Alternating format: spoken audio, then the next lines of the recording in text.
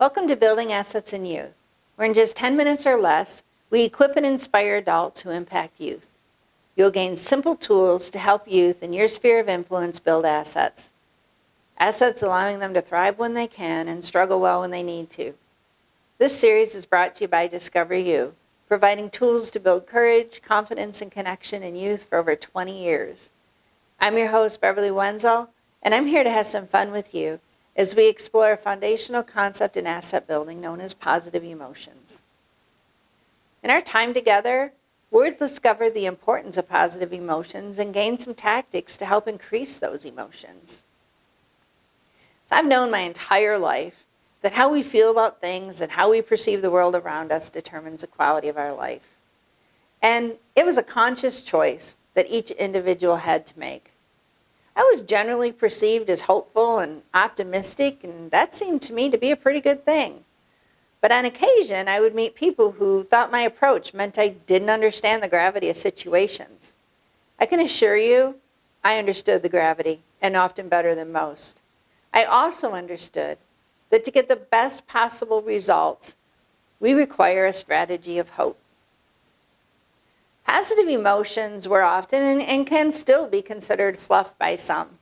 They're these unnecessary, pesky little things for people who clearly don't understand serious situations and hard work. Though, like most things, yeah, you can take them too far and you can fall into those categories. But as a general rule, positive emotions are a strong tactic for achieving desired outcomes. Barbara Fredrickson is a leading researcher in positive emotions, and you can learn a lot more about these emotions and what they do in her book, Positivity. But let's think about positive emotions.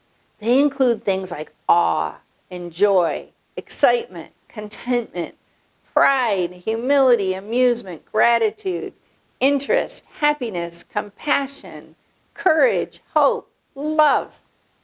Imagine someone who's experiencing those emotions. What does your face look like? What's your body language? When you are around someone who has these positive emotions, you can feel it.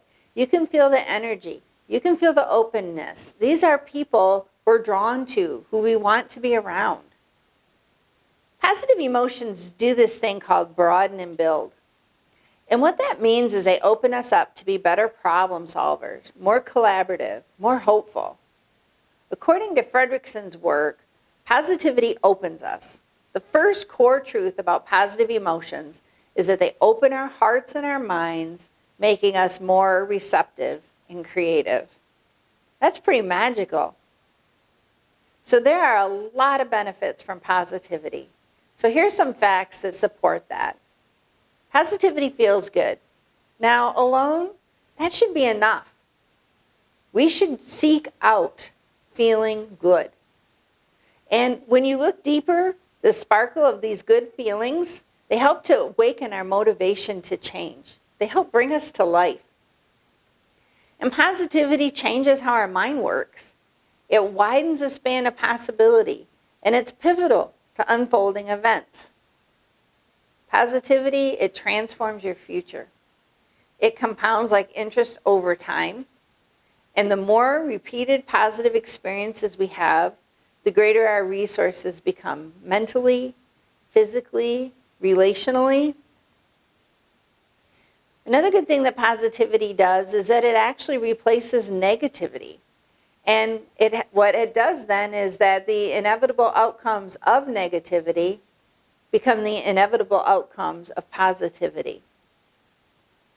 And that makes positivity disproportionate in its outcomes, which means good moments that are generated by positivity move you upward and outward, and you lose that downward and inward affected negativity. You're really getting a double bang for your buck. So the best news is that you can increase your positivity, and that's where we're going now.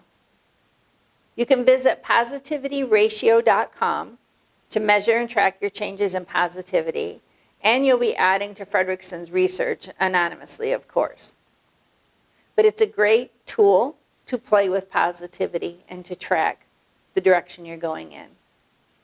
So what are some tactics? Well, begin with your thinking. You control where you invest your thoughts. We're going to talk a bit about how your thinking really does influence your positivity. Positivity is all happening in the mind. It is our perception. So that's where we need to do our work. One of the things that you can do is reframe that, reframe how you're thinking. So look for ways to interpret a situation. Consider how you're seeing a situation. Do you have all the information? Are you intentionally putting negative thoughts into this where you could be putting in positive thoughts? As you challenge your thinking, do you have all the facts? Ask yourself, is this something you can control? Are you problem solving or are you worrying? I used to feel guilty if I didn't worry. I think that meant I didn't care enough if I didn't worry. And that's simply not true. I used to think that people thought that I loved them more if I worried. But you know what? They don't know that you're worrying. And worrying is one of the most counterproductive energies that you can spend. Also, disrupt that thinking that you have. That ruminating that you do, that broken record of negativity. I failed, I'm stupid, what are people thinking? I can't do anything right. We'd spend way too much time doing that. Every time you catch yourself doing that, tell yourself to stop, that it's not true, and choose to think of something different. Flip the narrative.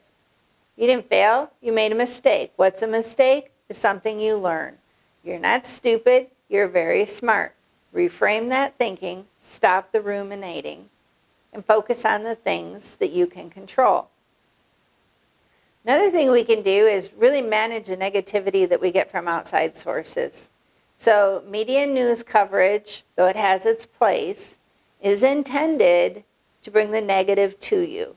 It is a fear-based approach that talks about doom.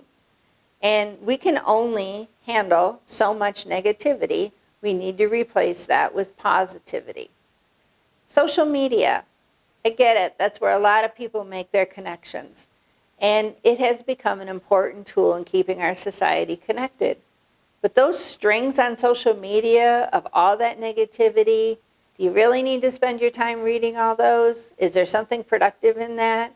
Or would you do better looking at kitty and puppy videos? And how about those negative people? Well, we can't avoid all negative people, but we certainly can put thoughts into how we're managing ourselves around them, how much we let them affect us, and how we can make some other choices, healthy choices for ourselves. So you can increase positivity just by focusing on a few areas. So one is kindness. Kindness is as good for you as it is for the person who receives it. Looking for opportunities to be kind help us to increase our positive emotions. Gratitude. Appreciate what's good.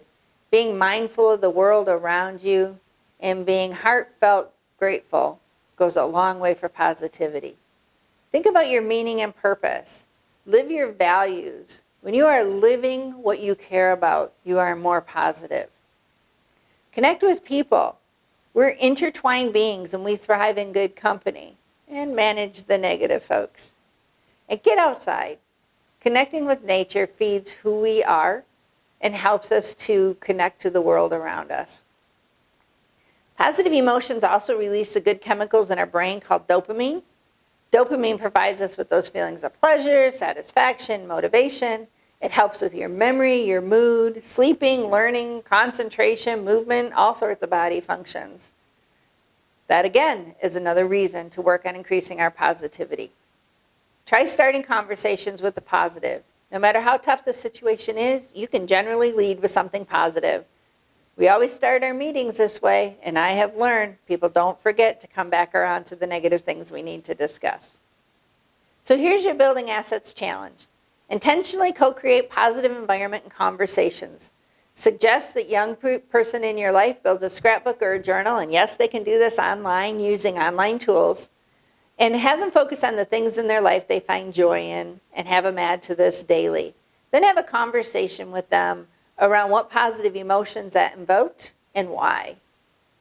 In our time together, you discovered the importance of positive emotions and gained powerful tools to increase them in yourself and the young people in your life. See you again as we continue to build assets in youth.